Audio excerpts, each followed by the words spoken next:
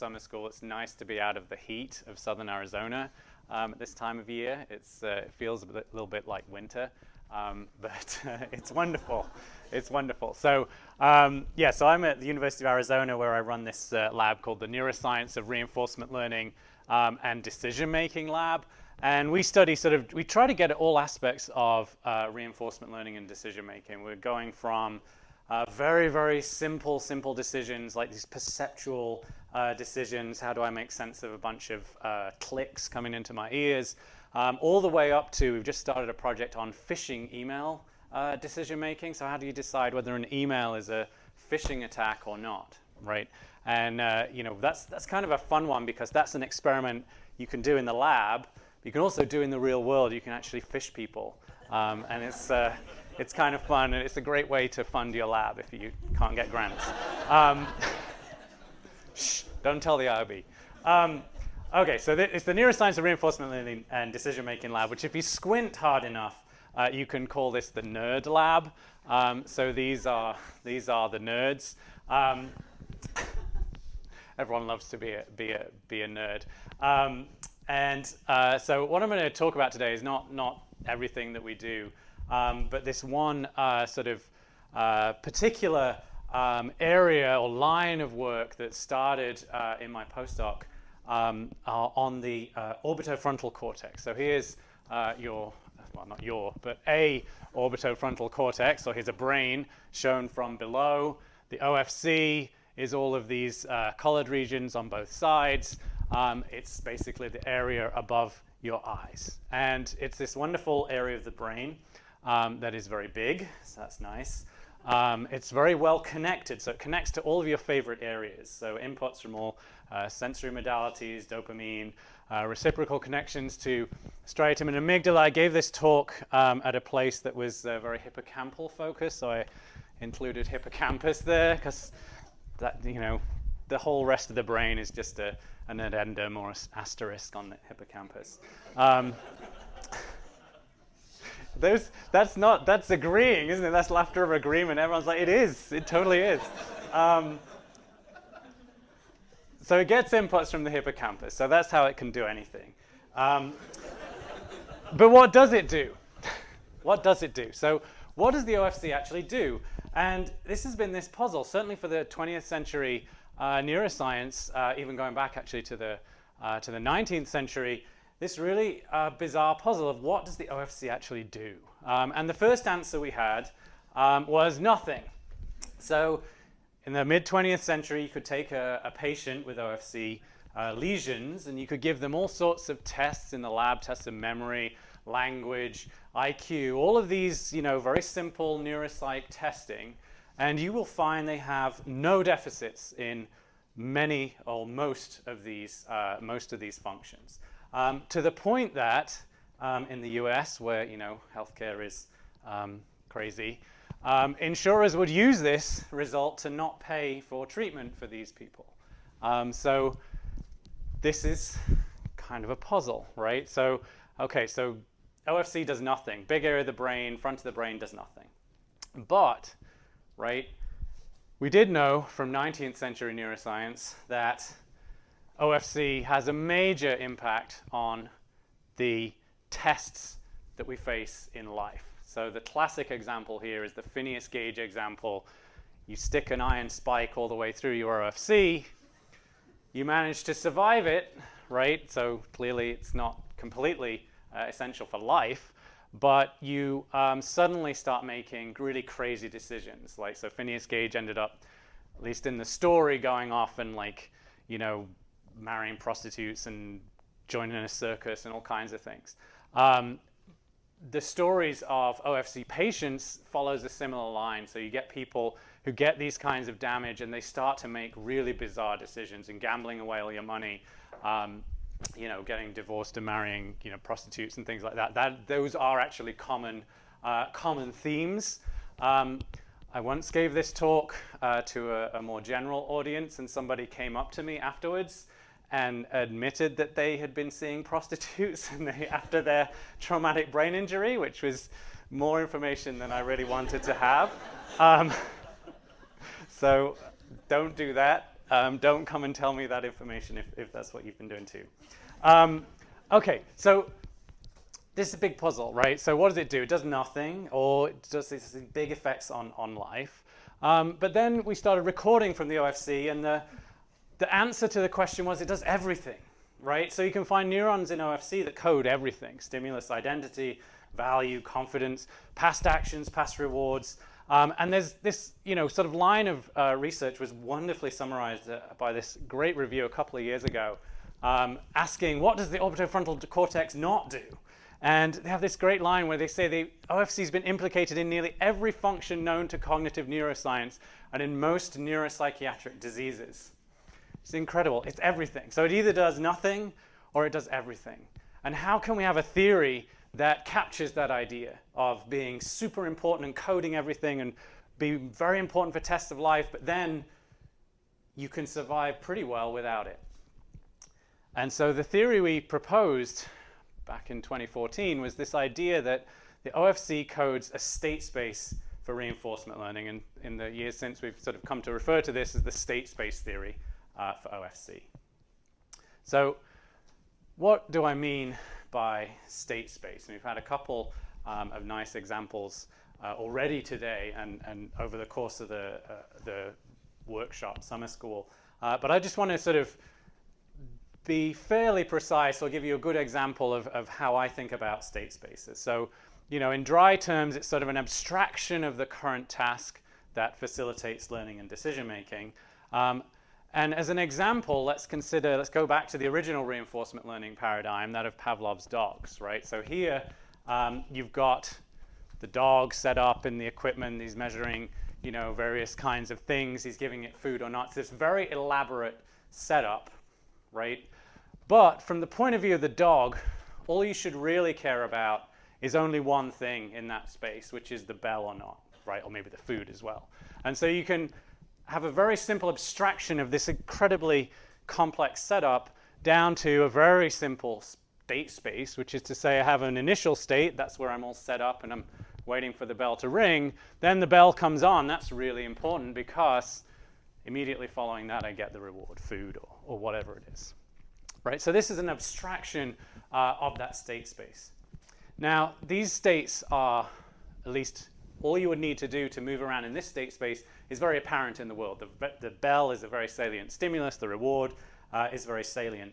But you could imagine a version of the task that has some hidden structure to it. So you can imagine that on Mondays, Pavlov feels like giving reward, and on Fridays, maybe he's used up all the food, and so he's not going to give reward.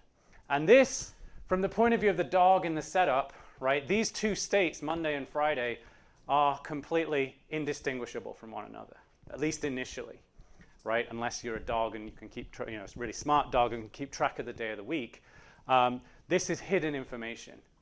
And what you need to do, if you're a smart dog, is you need to use the feedback you get from the environment. Maybe after the first time you see a reward, you know it's Monday, or you know it's Friday, right?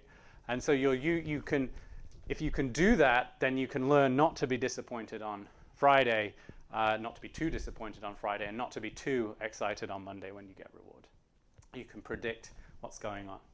So this idea of having state space as an abstraction of the world, but also as sort of adding these hidden states to let you deal with complexity in the world is a really sort of two really key components to this state space idea.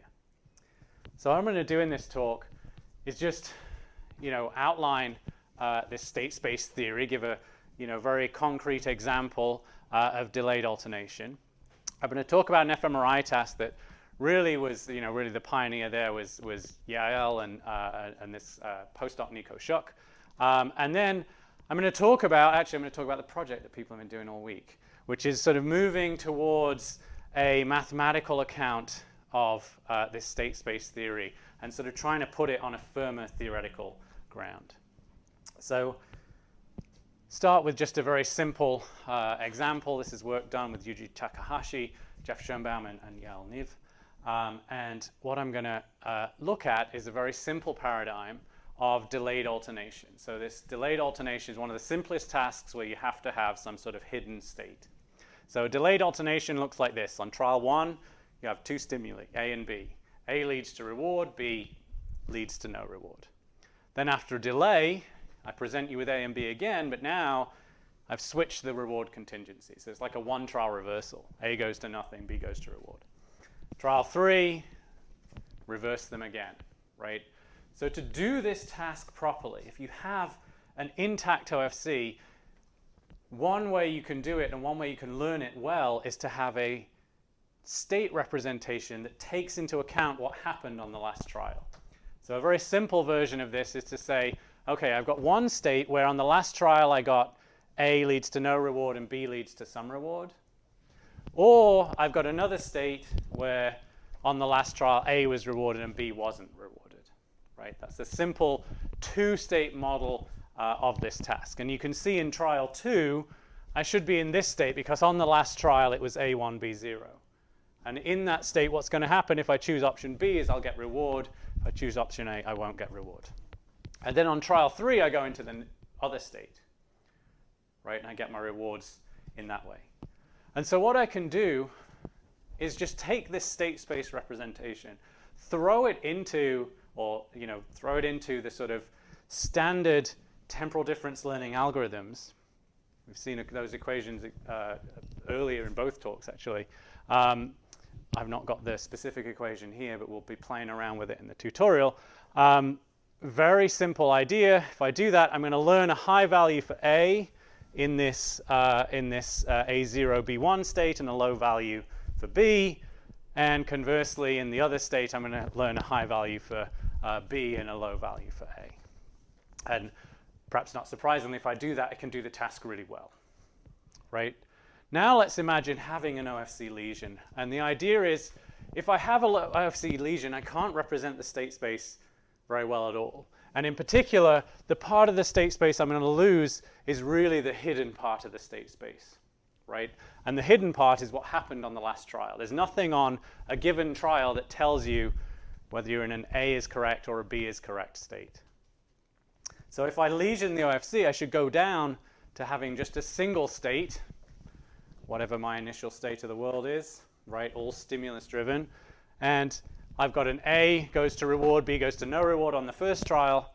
On the second trial, B goes to reward. On the third trial, A goes to reward. And what you can see if you throw that into an algorithm is you'll learn that both actions have the same value. They predict half a reward. And so not surprisingly, if you run this model and you look at the behavior, how often do they choose the correct answer with this state space versus this state space? The model doesn't do very well when we have a lesion to the OFC. Compare it with experiments, and there's all sorts of versions of this experiment. This is sort of, I think, the original one with the lesions. And you see that animals, in this case monkeys, can't do this kind of delayed alternation without an OFC. So that's behavior, right? In this original paper, we did a few other examples. There are other cases you can think of too, where getting rid of the OFC seems to get rid of these hidden states. You can no longer distinguish between them, and it leads to particular patterns of deficits in a variety of different tasks. What I'm going to talk about next is trying to get down and trying to look at the neural evidence for something like a state space or something like this fMRI evidence for the state space theory and for representation of states in the OFC. And as I said, Nico is really the hero, Mingbo also, and obviously Yao is the uber hero or whatever, I don't know. The queen, yeah, the hero PI or queen.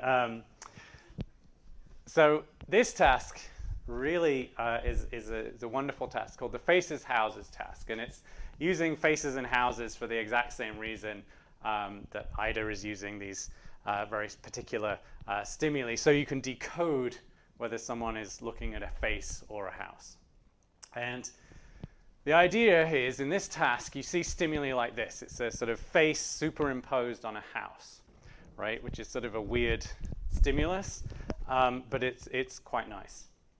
And your job as a subject in this task is to classify either the face or the house which one you're doing depends on some rule we'll talk about in a second, as being either young or old. And so here you've got a young face on a young house, right? So the correct answer, regardless of what task you're doing actually in this one, is just to say young. I think it's a young house, right? It's a young face as well, right? I think it's a young face. My face, sadly, is ambiguous now.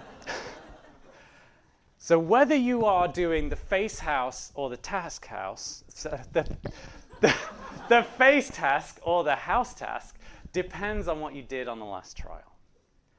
And critically, if your response changes, you've been saying young, young, young, young, young, and then you switch to old, then you should switch tasks from face to house. If you're doing a bunch of young faces, you say suddenly you see an old face, well, you still respond old, but then you have to say, okay, now I should be looking at the house, not the face. So let's just play a few trials. So let's imagine on the first trial, I say, okay, tell you what to attend to first. It's young, and it's face, so you say young. Then on the next trial, you see another young face imposed on, I think it's an old house this time.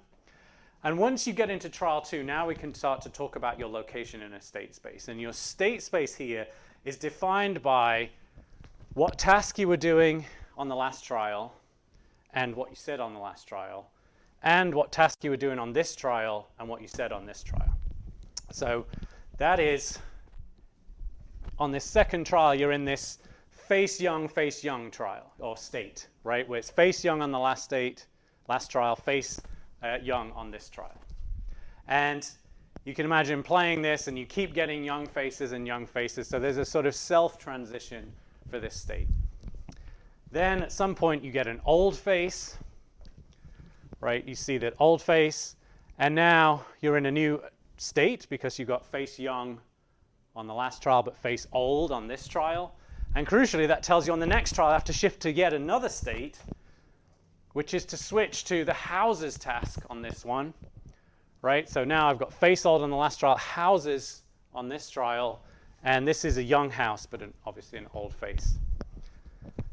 And finally, one more trial in, now I say face house. I was doing house young on the last trial. This is also a young house on this trial. And if you play this out and think through all the possible states you can get into, you get this sort of beautiful state space structure with all these fun transition matrices, transition lines between them. And you don't need to know the details of this space, right? But the key thing is if I'm doing the task, I should need to know the details of this space. And what I need to know where I am in this space is I need to know 3 things. I need to know what was the task on the last trial. Was it a faces task or a houses task? What was the response on the last trial? Was it old or young? And what was the task on this trial? Was it faces or houses? Right? And so what we can do is we can look in the brain. What Nico can do is he can look in the brain and say, well, where in the brain can I find the task on the last trial? And it's in these regions right here. OFC is sort of highlighted, as you'll see why in a second. If I look for the response on the last trial, I get a bunch of other regions. If I look at task on this trial, I get a lot of regions. And crucially, if I take the conjunction of all those, there's really only one area that comes out, and it's in, roughly speaking, the OFC. So this is some neural evidence that all the information I have for telling me where I am in this state space, especially the hidden information, is present in the orbitofrontal cortex. So this is an initial fMRI evidence for this idea. So last I'm going to talk about is sort of towards a mathematical framing of this problem. And this is work done in my lab, led by Brian very much, and then Sarah is also a grad student, and Natalie is an undergrad. I've been doing a bunch as well. And what we're trying to get at with this is sort of the problems with this state space theory. And really what it is I want to answer the questions that people always ask me when I give these talks. And the big one really is, unlike the sort of cognitive map theory of hippocampus, right, which says very precisely you should have representations of space and all the things that tell you about space in the hippocampus. The state space theory of OFC is a cognitive map of task space. Very much depends on something internal to the animal, which is what is the state space it's actually using, right? Space, physical space, at least in the early conceptualizations of it, should be the same for everybody. Whereas task space can be quite different to other people, from animal to animal, and even from moment to moment, depending what I think are the relevant state variables in the environment. Yeah? It's not just space. No. So I'm thinking about this sort of, as they thought about it in the 70s, Lynn Nadell, John O'Keefe's book, hippocampus as a cognitive map. It's got the feel of one of these hand-wavy theories, which is actually quite precise about you should find space and cognitive maps are represented in this area, and so I should find place cells. And they predicted all sorts of other cells that have since shown up. It was a very, so it's sort of a broad theory. There's no equations to it, but it was very precise about what you meant. With this theory, it's still a broad hand-wavy theory, but it's got the additional degree of freedom that I don't know what the animal's paying attention to. That's an internal variable. And that makes it a little slippery, right? And it's something that if you're looking in OFC and you find a bunch of variables represented that aren't necessarily in the correct state space, well, if I want to be sort of a bad scientist, I can say, well, the animal's using that in its state space. Right? So it can become a slippery theory. And so this is a really tough question, right? How do I know what state space the animal is actually using at any given moment? Right? From a sort of normative perspective, it'd be nice to be able to know what state space an animal should be using, right? What I would like is a task that I can give you, something about the task. I can say I've been trained for so long. This is the representation. If you're an optimal, state space learner, this is the representation that you should have at this point in training, and maybe a little bit longer in training, you should have a more sophisticated state space representation, right? I'd like to be able to do that from a sort of normative perspective. And then related to that is how should this state space get learned, right? How does learning of the state space occur? And the problem, this is a very big problem and very complex, and there's a lot of work in machine learning and cognitive neuroscience and psychology on how you might or should do this, and in the general case it's very complex. So what we wanted to do is really boil this down to maybe one of the simplest problems that has at least some of these features. And the thing we focused on, if you were there for the pitch session, was this idea of multiple linear regression. So just as a refresher for what linear regression is. Linear regression, I take a bunch of predictor variables, x1 through x5. I'm going to predict an outcome that could be reward. I'm going to make that prediction as a linear sum. And I'm going to constrain my world to the case where that's actually the correct model. So a very cheesy example is a house prices. So this is a house. I'm not actually sure what this is. It's one of Brian's examples. I think this might be Brian's house. And so this is his house. It's in Arizona. How do you suppose you're selling his house, and actually Sarah's husband is actually a realtor, so it's sort of close to home. So this is a house. How do I determine the house price? Well, suppose I'm a trainee realtor. How do I value a house? How do I put a price on a house? And there are some candidate predictor variables like the square footage of the house, the lot size. If we live in Tucson, the number and type of cacti might be relevant. Certainly the saguaros, the big, that's my cactus impression. The big saguaros, they take hundreds of years, so you can't just plant one of those and expect to have one of those cacti in your backyard. The paint color, right? Whether or not it's got a hot tub, and all of those factors come together in computing a value of a house. But of course, they're not all equally predictive, right? Really, square footage and neighborhood are like the main two factors. So, so we can mess around with this in simulation. This is very early days, as those of you who've been working on this team have seen. This is we're sort of early days with this. But one thing you can do is just do a very simple simulation and say, well, let's take 80 predictor variables, lots of predictor variables, but let's assume that only a few of them strongly predict value, and that's probably a pretty good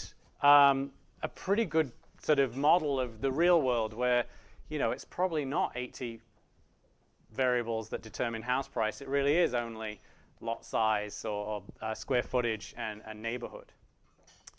And what I'm going to do is create my real values as a linear sum of all these regressors plus some noise. Oh no, did I do something? Oh, okay. Should I lean over here? Okay. The true weights are going to look like this. So the first regressor has a big effect, the second regressor half effect, and so on and so on.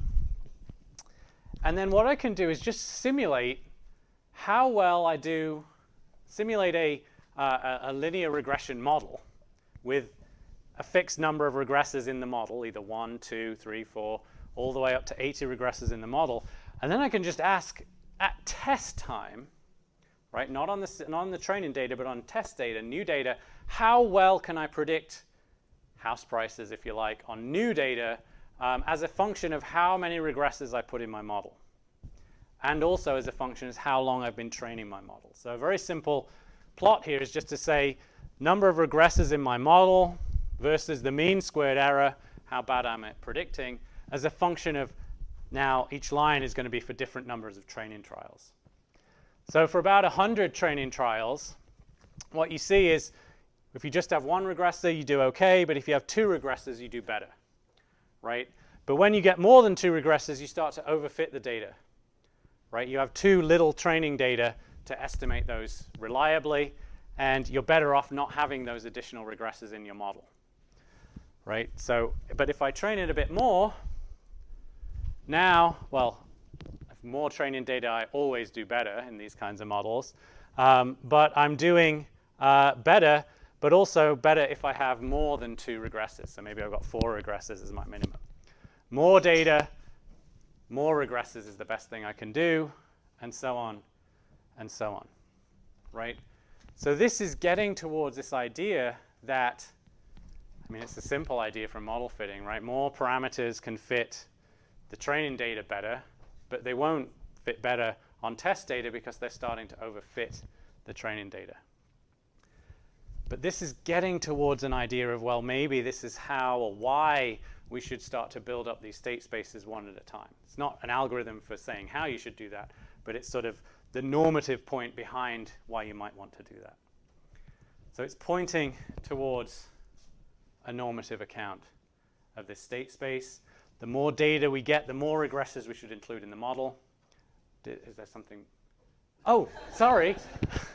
I was. Do you mind going back one? Yeah, sure. I'm so sorry. I was like, totally. These curves, kind of all have the same shape. They're just scaled differently. So, like, if you went far enough out on the x-axis, like they'd all start growing again for the same number of trials, or. That's a really interesting question. I don't think. Yeah, so is there some scaling you can do between these to sort of map these curves onto each other? To estimate 1 million regressors, probably 360 trials would be too few. Right, exactly. Yeah, so then it becomes, at a certain point, it becomes even the linear regression problem is undefined. You can't invert the matrix. I guess you could do the least squares solution, but it would be, I think in that case, it's going to be really bad on test data. It still like deep learning where you're trying to Right. And then you want. Right, you always have less data than the number of parameters. That's right. That's right. Yeah, it would be interesting to think about that. I mean, then you would want to put in some sort of regularization, which in some ways is sort of like a soft way of reducing the number of regressors that you have. It'd be interesting to think about that, actually. Yeah, good question. Sorry I ignored it for so long. This was not doing what I was getting a prediction error. I was getting a state prediction error on here. It didn't show the animations, so what was coming up. So I was very focused on this. Okay, so this points towards a normative account of this kind of learning. The more data we have, the more regressors we should include, and the more variables we should bring into the state space. So at least from a normative perspective, we should have this idea of, you start with the first regressor, and then you add the next one, and then you add the next one, this sort of sequential style of building models up. But can humans do linear regression? And so here we get into the task, and it's really just a pilot task at this point, although thanks to the incredible work that's going on in the group, we now have an online version of the task almost ready to go. We have been thinking very carefully and in a lot of detail about what kind of models, what kind of tasks do we even want to have going forward, or what kinds of trials would be useful. But in this pilot version, we had kind of this fun cover story of Bowie, right? So and from Labyrinth, like my 90s, 80s, right? 80s references coming out. So this is the Wizard Gems task, and in this task, you're a wizard's apprentice, and these gems have five properties that determine a value. Look, there he's actually got a wizard gem. Some of these properties are more important than others. You're the apprentice. You've got to figure out what are the important properties for determining the value of the gem. So the task is, we do actually show them this picture at the start of the thing, and then they have a negative prediction error because they actually do the task and it looks more like this. So here's a wizard gem split out into its 5 powers, and each power is given by the bar height, and each one of those is a regressor, and then you've got to predict the value. So you've got to tell me the height of the bar in this value bar that this gem is worth. And so here is maybe you give me your guess and you say this, and then the wizard comes back and says, no, you're wrong. Dance, magic, dance, or whatever, and this is the actual value of the gem. And this actual value is just determined by a linear sum of all these things. I've got one that's got a high predictive power. I've got one that's got a sort of lower, lower, lower, and lower. And so the idea, 5 minutes? Okay. So the idea is this one is the one, this is like, square footage, and this one is like lot size. These are the ones that you really want to latch onto. The rest of them, I mean, this one has some predictive power, but it's almost nothing. It's almost not worth bothering. We select the weights specifically like this, where there's one that's really good and the rest, are sort of proportionally smaller and smaller, because we want to capture this case where you're, in some cases, you are, you're going to just latch onto 1 or 2 regressors. So they get a bunch of trials of this, they get a bunch of feedback, and then we can just do a very simple analysis. The simplest possible analysis you could do is to say, okay, well, let's just do linear regression, but not to predict based on the actual outcomes, but based on their guesses, right? And if I do that, what I can do is pull out what, on average, what weight they're giving to each one of those bars, at least on average. So here are the true weights of each one of those features. If I do it on the first half of trials, I get the weights that the participants are using, pretty well matched. If I do it at the end, it gets it even better, especially for that first regressor. I can also do, we've been talking about this in the group, this sort of sliding window analysis where I just do a very simple correlation and say, okay, within, and I forget the length of the sliding window, but within like 20 or 50 trials, if I take the correlation between each bar height and my actual response, when does that correlation become significant? And how many people have a significant correlation after n trials or t trials between each bar and their guess? And so what we find here is very quickly they have a high correlation, or a decent amount of people are getting a high correlation between the first regressor, the big one, and their choices. The 3, 4, and 5 is almost never picked up on. 2, there's a subset of people, about 25% of people, who by the end have got a significant effect of regressor number 2 on their thing. So this looks a little bit like, and this is early days, initial things and all the rest. It looks a little bit like they're sequentially adding regressors. They start off getting 1 really quickly, and then 2, maybe they get after some training time, right? And what's interesting about this is not what just straight up linear regression. If I did linear regression with all 5 regressors, I should expect to see them learning 3, 4, and 5 as well, and I should expect them to see learning all of them basically on the same time scale. It's not a trivial prediction of sort of standard linear regression, nor of the simplest reinforcement learning implementations of linear regression. Okay, so maybe humans can do linear regression. Maybe they add regressors sequentially, and this idea is sort of getting at least some of these problems with the state space theory. But of course, there's a bigger problem with linear regression. Like, what's the point of linear regression when I live in a nonlinear world? And just a couple of illustrative slides here. So I can think of linear regression as just taking my regression, my regressors here, and feeding them into an output. It's almost like a sort of one-layer neural network, right? In some sense, it is a one-layer linear neural network. And this allows me to predict linear things, right? So if my data, my regressors are actually linearly related to my data, that's great. But what if they're not linearly related? Well, one thing I could do, coming from the neural network world, is I could just, start to slap on hidden layers, right?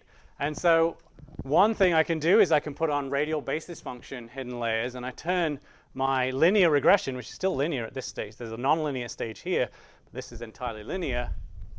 I can turn my linear regression that only does lines into Gaussian process regression, which does weird functions, right? They have to obey some kind of smoothness. Maybe I want to do cool things like predict time series. Well, if I take this hidden layer and I start to throw in random, not even trained, randomly recurrent, random recurrence into this hidden layer that obeys some sort of conditions on its connectivity matrix, I get what's called a reservoir computer, or an echo state machine, or a liquid state machine, and I can train these output weights, just going from the hidden layer to the output weight, using linear regression, and I can start to predict arbitrary time series and do really crazy things. So this is like meant to be a time series.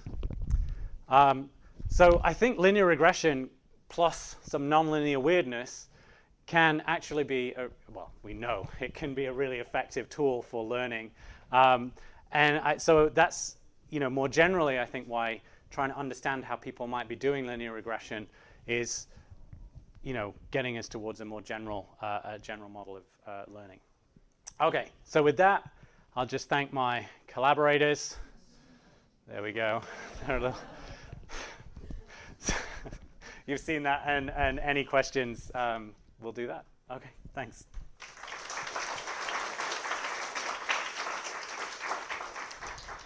Good time for a few questions. Yeah. So how do these sorts of ideas deal with like interesting covariance structure between yeah. features? Right. So that I think is something that's going to be really interesting, right? So even in the linear regression space, if I know something about the covariance of the x's, right, so that the regressors themselves, there's some correlation between 1 and 2, then I can speed up linear regression if I do PCA on the x space first and then train in the PCA space. And that's actually equivalent to this version where I have a small number in this layer and everything's linear. And then the number, and I require it to construct as best as possible. This compression here in this layer that effectively does PCA. So I can, so if I can learn something about the structure of the X space, it should speed up learning, and that's something that was shown. It's been shown a lot in deep learning as well. Even like the 2006 Hinton paper, they have this wonderful thing where they train layer upon layer upon layer of these restricted Boltzmann machines to get a good representation, and then they throw linear classification, I think, on top of it, but some linear thing on top, and it does really, really well because it's using a smart representation to begin with. So I think, and you can think of these radial basis functions thing in a similar way. A radial basis function is a smart representation of my space of x's that is useful for some things. And so if I have some additional layer that's helping me represent my inputs in a smart way, I can sort of throw linear regression on top. So there's definitely some nice things. Even in the purely linear regime of these are sort of linearly related to each other. So they, sort of in the classic PCA assumptions, if I do PCA on this space, it should help me do some kinds of linear regression better. I mean, it could be that I could design my linear weights to be bad for a certain PCA representation as well. So there could be some interesting experiments where I pre-train people to expect certain correlations, and then when I test them, it's on a completely different distribution over the regressors, and then they would do really badly if they're learning that way. Yeah. Do we know to what extent we can learn like non-linearities? So I'm Yeah. just imagining a case where some things would be very easy to learn and others may be harder, right? So Right. Now, more is more is more. Yeah. Blue is always good. More green is always good. All those different things. Yeah. But you can imagine a case where too much green and now you've soured the whole gem, just like adding too much salt to a dip. Yeah. Yeah. You can also imagine a case where too little green messes things up, but Yeah. more is really, really good. Exactly. And that may be harder to learn. Yeah, so I expect that will be harder to learn. I mean, even just switching from positive weights to negative weights, I suspect will probably make a difference. But yeah, exactly. If you've got a sweet spot for green, that's kind of what these Gaussian process things are doing. So you say there's some local smoothness, right? So this is the optimal amount of salt. Go a little bit away, it's roughly the same value, right? So roughly the same value.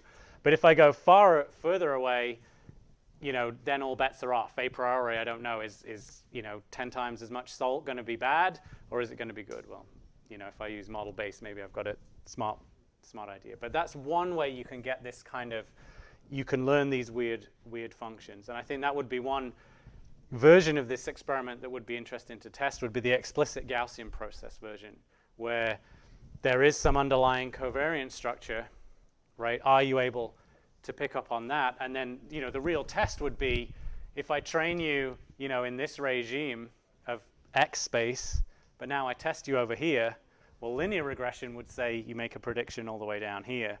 But Gaussian process regression, actually, if you've never had experience out here, you should be reporting the mean of your prior. So I think there's some really interesting experiments to do, sort of trying to get at this sort of Gaussian process space as well. Oh, yeah. So, I guess with respect to the hippocampal orbitofrontal circuitry, Yeah. should we be thinking of orbitofrontal as like an operator that's taking input from hippocampus, doing some transformation, or is it projecting down onto hippocampus and? Yeah. So I think the anatomy is like everything is probably both. One very simple model would be to say, this layer is the hippocampus, right? Especially for Gaussian process, each one of these is a place cell. It's sort of allows you some local generalization, but not global generalization. That's how I've been thinking of it. Now, whether that obeys, the anatomy or anything is, in that an OFC is combination.